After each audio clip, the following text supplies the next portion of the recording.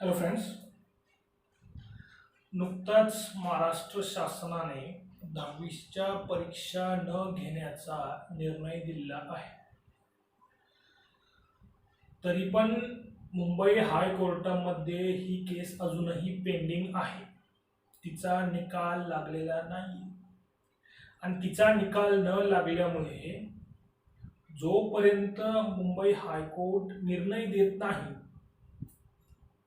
तोपर्यंत अजूनही पूर्णपणे शाश्वती आपल्याला नाही आहे की 10वीची एक्झाम होईल की नाही. पण महाराष्ट्र शासनाने खंबीर भूमिका घेतलेली आहे की 10वीचे पेपर कोणत्याही परिस्थितीत होणार नाही.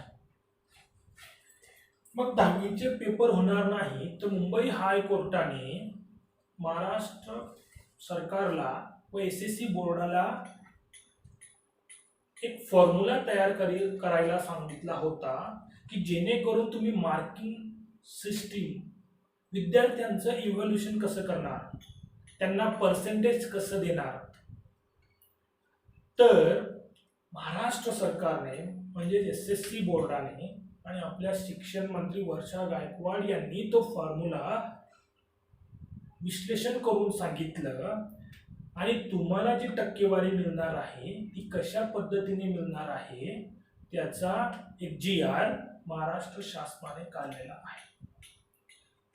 तर हे जे आहे हे फक्त एसएससी बोर्डासाठी लागू होणार आहे. सीबीएसई आयसीएसई नाही, सीबीएसईचा जो निकाल आहे तो सीबीएसई बोर्डाच्या फॉर्म्युल्यानुसार लागणार आहे आणि आयसीएसई बोर्डाचा जो निकाल आहे तो आयसीएसई बोर्डाच्या फॉर्म्युल्याने लागणार आहे.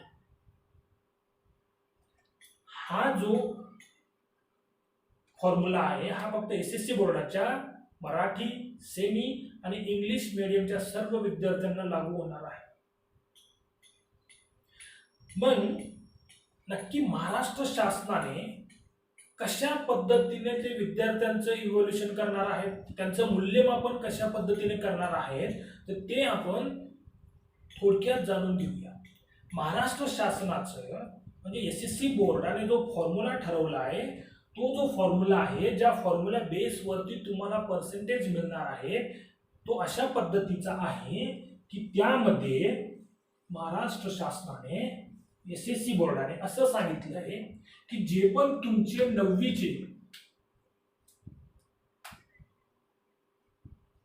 9वीचा जो पण निकाल लागलाय, जो पण 9वीचा तुमचा निकाल लागलाय, 9th standard exam result, 9th standard exam result जो पण तुमचा आहे त्यामध्ये जे पण काहींना ग्रेड मिळाले, काहींना पर्सेंटेज मिळाले असतील तर ते जे पर्सेंटेज आहे त्याचं जे वेटेज आहे ते 10thच्या रिझल्ट मध्ये तुमचं 50% ठेवलेलं आहे.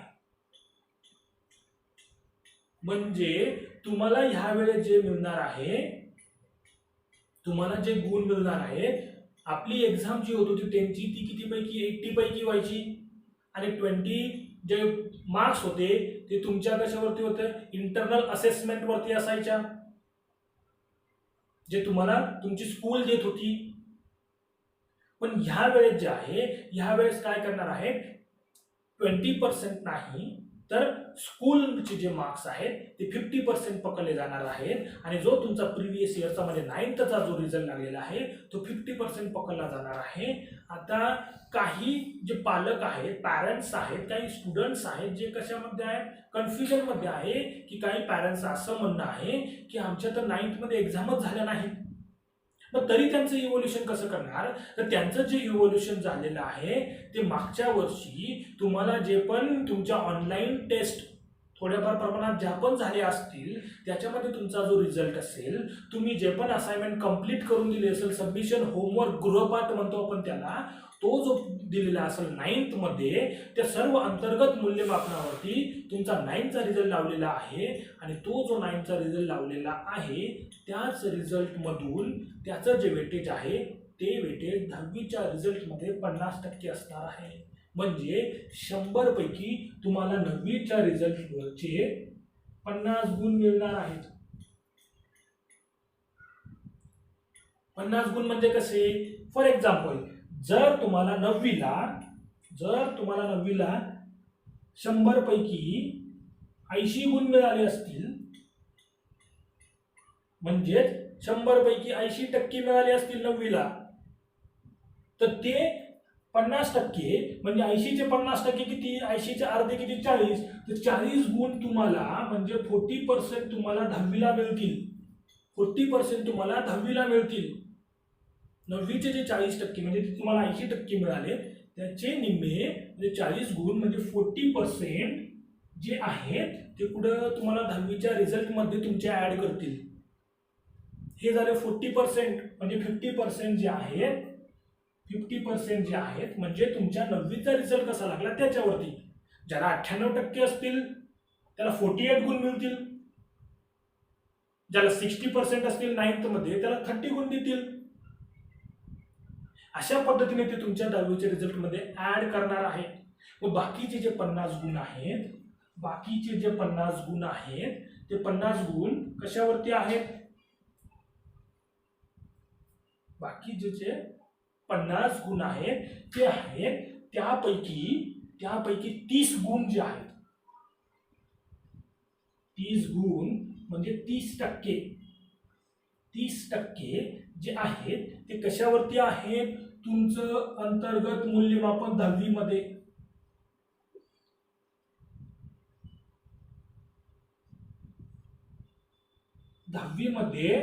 तुमचं अंतर्गत मूल्यमापन कुठे झालं, 10th इंटरनल असेसमेंट.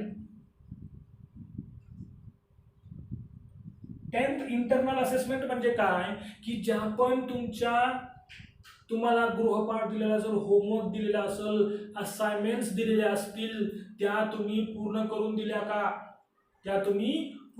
दिल्या का, तुमची प्रिलिम एक्झाम झाली असेल, ज्या स्कूलची झाली असेल त्या स्कूलची प्रिलिम्स झाली असेल, बोर्डाच्या परीक्षेच्या आधी प्रिलिम्स होते, ती प्रिलिम्स झाली असेल, त्या प्रिलिम्सच्या आधारे तुमच्या असाइनमेंट्सच्या आधारे, असाइनमेंट्स म्हणजे होमवर्क,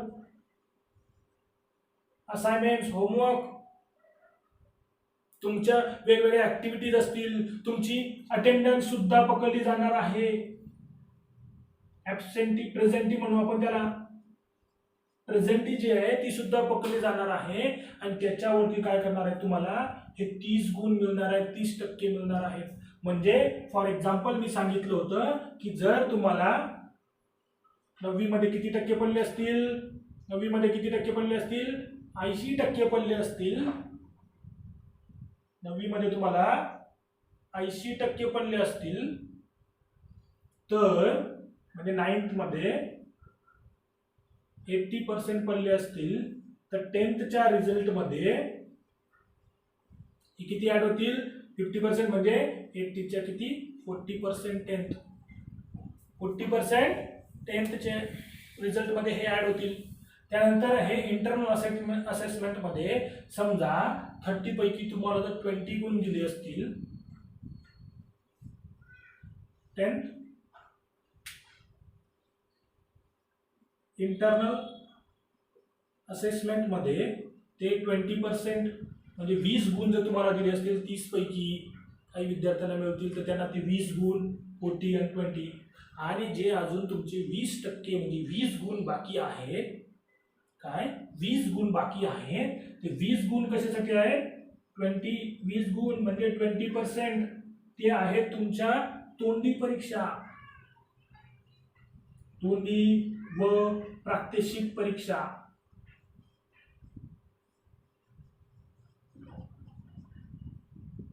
म्हणजेच ओरल अँड प्रॅक्टिकल एक्झाम्स. या सगळ्यांवरती तुम्हाला 20% गुण देणार आहेत. मग समजा काहींना 15% गुण दिले, 10th practical and oral assessment. तर समजा काहींना 20 पैकी 15% दिले म्हणजे 15 गुण दिले, तर अशा पद्धतीने विद्यार्थ्यांना 9वीचे गुण, 20% इंटरनल असेसमेंटचे गुण आणि 15% म्हणजे किती झाले 75%. अशा पद्धतीने तुम्हाला 75% हे 10च्या रिझल्टमध्ये मिळतील. अशा पद्धतीने तुम्हाला 75% हे तुम्हाला 10च्या रिझल्टमध्ये मिळतील. तुमच्या मार्कशीटमध्ये तुम्हाला 75% मिळतील. अशा पद्धतीने म्हणजे ह्या पद्धतीने तुमचं काय होणार आहे, इव्हॅल्युएशन होणार आहे, मूल्यमापन होणार आहे आणि त्या आधारे तुम्हाला मार्क्स देण्यात येणार आहेत. मग याचा अर्थ काही लोक म्हणतील की काही शाळा काय त्यांच्या विद्यार्थ्यांना जास्त मार्क्स देतील. मग एसएससीच्या विद्यार्थ्यांचं जर समजा एसएससीच्या शाळांनी कमी मार्क्स दिले तर सीबीएसई आणि आयसीएसई सोबत त्यांचं कॉम्पिटिशन कसं राहील. तर सरळ सरळ सांगितलेलं आहे की काय होणार आहे, हे मार्क्स तुमच्या 11च्या ऍडमिशनसाठी सुरुवातीला पकडले जाणार नाहीत. सुरुवातीला पकडले जाणार नाहीत हे मार्क्स. 11चे जे ऍडमिशन आहे, 11वीचं जे प्रवेश आहे 11वीचा, तो 11वीचा प्रवेश जो आहे तो कॉमन एंट्रन्स टेस्ट 100 मार्क्सची ऑब्जेक्टिव्ह टाइप एमसीक्यूज म्हणतो, मल्टिपल चॉईस क्वेश्चन्स एमसीक्यूज म्हणतो, OMR शीट वरती होणार आहेत. OMR शीट वरती होणार आहेत. 11th admission process, 11th admission process, common entrance test CET, तुमची जशी 12वी CET होते 12वीला, पुढच्या ऍडमिशन इंजिनिअरिंग आणि मेडिकलच्या ऍडमिशनसाठी नीट होते, MST CET होते इंजिनिअरिंगच्या ऍडमिशनसाठी, आर्किटेक्चरच्या ऍडमिशनसाठी, त्याच पद्धतीने ह्या वेळेस तुमच्या 11च्या ऍडमिशनसाठी काय होणार आहे, कॉमन एंट्रन्स टेस्ट 100 मार्काची बहुपर्यायी परीक्षा होणार आहे. ऑब्जेक्टिव्ह म्हणजे काय, बहुपर्यायी परीक्षा होणार आहे. OMR शीट वरती सर्कल करता का तुम्ही केलं नसेल तर ते सर्कल करतात.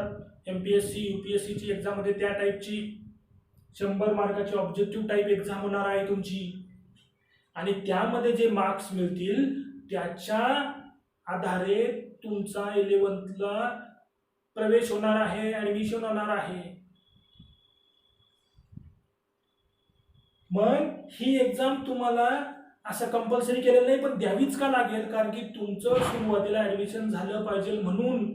जर जागा रिक्त राहिल्या, महाराष्ट्र शासनाचं म्हणणं आहे की दरवर्षी जागा रिक्तच राहतात, म्हणजे तुम्हाला जे कॉलेज पाहिजे ते कॉलेजला जर तुम्हाला ऍडमिशन पाहिजे असेल तर तुम्हाला CET द्यावीच लागेल. आणि ही CET जी आहे ती तुमच्या 10thचा जो सिलेबस आहे त्यावरती होणार आहे. 10th सिलेबस वरती तुमची CET होणार आहे आणि ती CET झाल्यानंतर तुमच्या 11thला ऍडमिशन होणार आहे याच्या बेसवरती. आणि जर जागा रिक्त राहिल्या आणि ज्या विद्यार्थ्यांनी ही CET दिलेली नसेल त्यांना 10वीच्या जे तुम्हाला पर्सेंटेज मिळतील त्यावरती ऍडमिशन होईल. पण जर तुम्हाला तुमच्या चॉईसचं कॉलेज पाहिजे असेल, त्याच कॉलेजला तुम्हाला ऍडमिशन घ्यायचं असेल तर तुम्हाला कॉमन एंट्रन्स टेस्ट म्हणजे CET द्यावीच लागेल. म्हणजे आधी CETच्या बेसवरती ऍडमिशन होतील. जर जागा रिक्त राहिल्या तर 10th मध्ये जे पण आता मागं आपण बघितलं इव्हॅल्युएशन केल्यानंतर जे पण पर्सेंटेज मिळतील त्याच्यावरती तुम्हाला तुमचं ऍडमिशन होईल. म्हणून त्या पर्सेंटेजच्या भरोश्यावर ऍडमिशनसाठी थांबू नका, याचा अभ्यास करायला लागा. कॉमन एंट्रन्स टेस्ट आणि याचा सिलेबस कसं क्वेश्चन येतील, काय येतील याचे सुद्धा ऑनलाईन व्हिडिओ लेक्चर्स माझे येणार आहेत.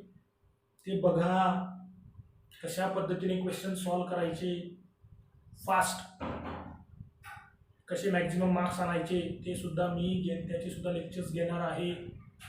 म्हणून 11च्या ऍडमिशनसाठी कॉमन एंट्रन्स टेस्टचा अभ्यास करायला सुरुवात करा. आम्ही मागच्या वेळेस सुद्धा सांगितलं होतं 10वी एक लेक्चर येतं 10वीची परीक्षा रद्द झाली का, त्यामध्ये सुद्धा सांगितलं होतं की अभ्यास सुरू ठेवा, कारण की तुम्हाला एक एक्झाम द्यावीच लागणार आहे आणि ती हीच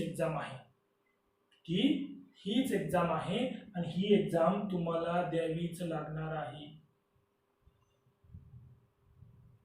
म्हणून 11ची ऍडमिशनसाठी 10वीचा सिलेबस आहे, OMR शीट आहे, ऑब्जेक्टिव्ह टाईप क्वेश्चन आहे, बहुपर्याय आणि 100 मार्काची कॉमन एंट्रन्स टेस्ट होणार आहे. 10वीचे पर्सेंटेज कधी पकडले जातील? ज्यावेळेस जागा रिक्त राहतील त्यावेळेस. तोपर्यंत नाही, तोपर्यंत सगळे ऍडमिशन याच्याच सीईटीच्या आधारे होतील, असं स्पष्टपणे आपले शिक्षण मंत्री वर्षा गायकवाड यांनी सांगितलेलं आहे. त्यामुळे याच्यावरती फोकस करायला, याच्या रिलेटेड अभ्यास करायला सुरुवात करा. माझे व्हिडिओज लेक्चर बघायला सुरुवात करा. येतील आता हळूहळू त्याचे सुद्धा लेक्चर येतील, याचे सुद्धा. फोकस ठेवा अभ्यासावरती, आणि तुम्हाला जे पाहिजे 11वी-12वीसाठी कॉलेज, त्यामध्ये ॲडमिशन मिळवण्यासाठी याची तयारी सुरू करा. तुमचा रिझल्ट लवकरच, तुमचं अंतर्गत मूल्यमापन होणार आहे आणि तुमचा रिझल्ट जून एंडपर्यंत लागू शकतो. राज्य सरकारने सुद्धा मुंबई हायकोर्टामध्ये या रिलेटेड सर्व माहिती सबमिट केलेली आहे. आणि SSC, CBSE आणि ICSE या सर्व बोर्डच्या स्टुडंट्सला ही कॉमन एंट्रन्स टेस्ट महाराष्ट्रामध्ये द्यायची आहे 11च्या ॲडमिशनसाठी. म्हणून सगळ्यांनी याचा अभ्यास सुरू ठेवा. त्याचा 10चा सिलेबस आहे, त्या सिलेबस ओरिएंटेड सर्व होणार आहे. अशा पद्धतीने काय की तुमच्या 11ची ॲडमिशन प्रोसेस होणार आहे. म्हणून अभ्यास बंद करू नका. आता कासवाची गती पकडायची नाही, सस्याची गती पकडण्याची वेळ आलेली आहे. मोजून तुमच्याकडे एकच महिना आहे एवढा रिझल्ट लागेपर्यंत. त्याच्यानंतर लगेच तुमची पुढच्या महिन्यामध्ये लगेच 11चे प्रोसेस घेण्यासाठी तुमची एक्झाम CET होणार आहे. म्हणून काय करा, तत्परता, अभ्यास सुरूच ठेवा, सस्याची गती पकडा, मेहनत, संयम आणि सातत्य, या 3 गोष्टींनी तुम्हाला हे शिखर गाठायचं आहे. कॉम्पिटिशन आहे, सर्व आहे, पण जर तुम्ही मेहनती असाल, संयम ठेवाल आणि सातत्य दाखवाल तर तुम्हाला तुमच्या आवडीचं कॉलेज नक्कीच मिळेल. म्हणून त्यासाठी माझे व्हिडिओ लेक्चर्स बघा. माझे लेक्चर्स ज्यांना गरज आहे, तुमचे रिलेटिव्ह, फ्रेंड्स सगळ्यांना काय करा, शेअर करा आणि एज्युकेशनमध्ये सिरियसनेस आणा. तर अशा पद्धतीने तुमचं काय होणार आहे, 10वीचं मूल्यमापन होणार आहे. थँक्यू, धन्यवाद.